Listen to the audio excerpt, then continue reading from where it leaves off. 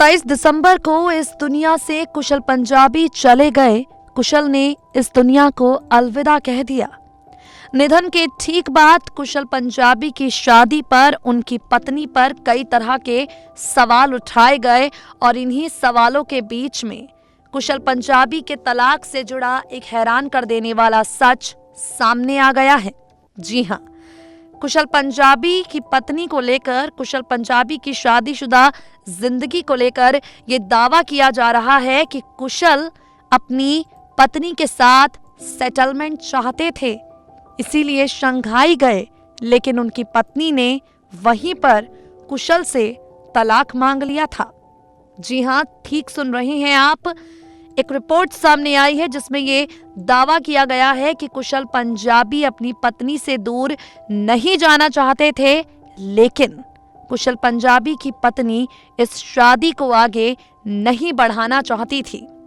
कुशल के करीबी दोस्त ने बताया कि वो अपने बेटे से मिलने के लिए गया, लेकिन पत्नी के साथ वहां उसका सेटलमेंट नहीं हो पाया। कुशल पंजाबी के दोस्त कहते हैं कि मेरा दोस्त एक बेहद भावुक इंसान था और वो भावुक रूप से ही टूटता जा रहा था। वो अपने बेटे के साथ समय बिताना चाहता था, लेकिन पत्नी तलाक लेना चाहती थी।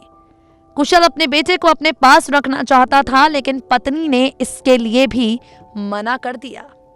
कुशल पंजाबी के करीबी दोस्त कहते हैं कि कुशल 22 दिसंबर को करीब शंघाई गया था, सिर्फ अपनी पत्नी से मिलने के लिए और अपने बेटे के साथ न्यू ईयर मनाने के लिए, लेकिन ये सब भी पॉसिबल नहीं हो पाया।